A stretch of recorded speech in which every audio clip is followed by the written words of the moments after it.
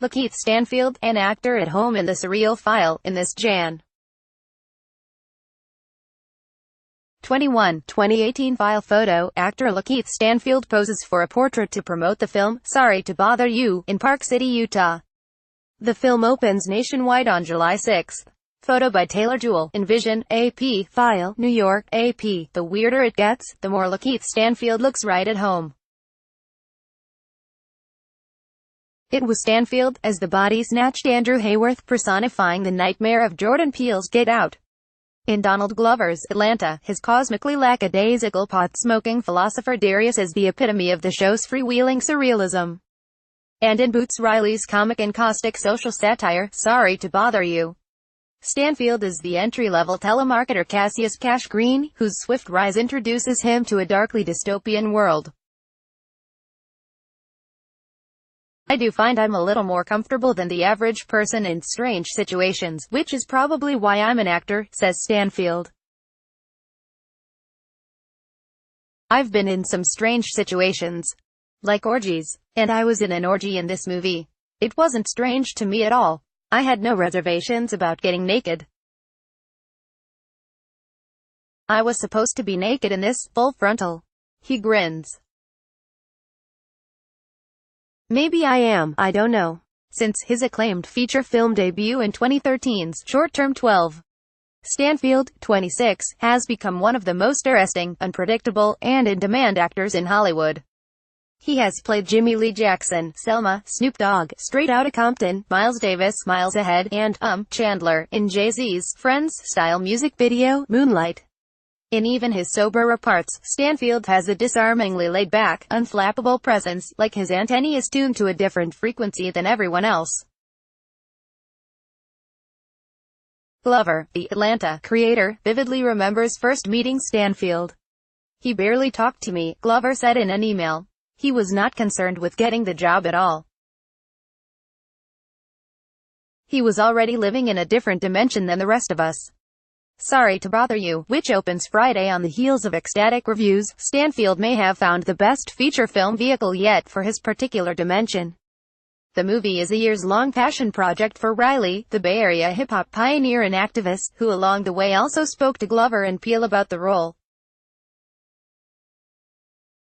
It's a wild, anti-capitalist romp through workplace America, all seen through the dazed eyes of Stanfield. What holds the movie together, which is why I picked Lakeith, is there's all this crazy stuff happening but you have to believe that character, says Riley. If it's an actor that's like, oh, this is how I show I'm scared, this is how I show I'm confused, it wouldn't work.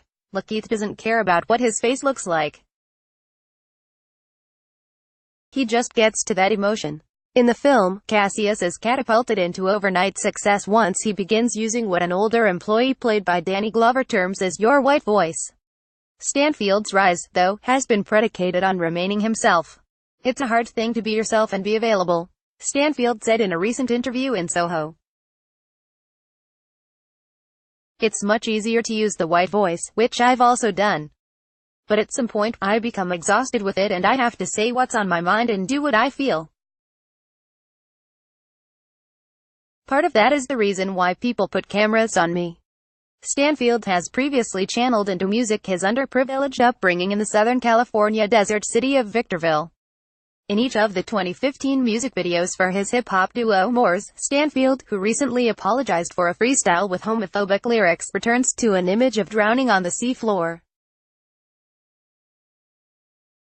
At the time I made those, I felt smothered by circumstances, says Stanfield. There was a lot of family drama at the time. I watched a family member that I love try to kill themselves by suffocation. I was writing from that place. The reason why you haven't seen very much follow-up to that kind of material is because, luckily, I haven't been in those kinds of situations. Drawn into acting by a high school drama class, Stanfield came to Los Angeles at 18. He recalls spending hours staring at Echo Lake in between auditions, with nothing else to do. I was homeless, and I was hungry sometimes, Stanfield says. But I didn't really view it as hard. I always kept a positive idea about it. I remember being in my car listening to Jimi Hendrix and eating McDonald's and being like, one day, I'm going to remember this moment. And I still do. Stanfield's breakthrough came via Destin Daniel Cretton's college short film, Short Term 12, which 5 years later became the feature about a foster care facility for at-risk teens. By then, Stanfield was in Sacramento working at a marijuana factory. His character, who gradually comes out of his shell, mirrored Stanfield's own journey. But any reticence is now long gone. I always want to expand, says Stanfield. I can learn something from everyone and everything, and hopefully I get to play a dog that is also a cat, that is also a man and a woman and a flower, so I can just be all versions of life.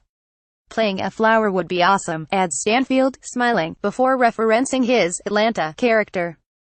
It's a very Darius thing to say. Exactly where Darius ends and Stanfield begins can be difficult to define. A lot of Darius' eccentric serenity comes directly from Stanfield, who improvises much of Darius' non-sequitur musing. In some ways, he is me, says Stanfield. I think he's not acting. Acting is pretending. And Keith doesn't seem to pretend much, explains Glover. Darius, like Lakeith, is living in the now. I can honestly say Lakeith is the only person in the world I know who could play Darius. There's some method to Stanfield's madness, even if the method is the sort that worries directors. Riley discovered that himself, when he realized Stanfield didn't know his lines as shooting approached on "Sorry to Bother You." And he's like, I don't usually do that until right before, says Riley. His brain is still going through a process of finding the words. It might just be a millisecond more, but it's not that polished thing. That makes the lines more real for him. That's what all the fantastical elements and the absurdity rely on. Last summer, Stanfield had a baby with his girlfriend, actress Zosha Roquemore.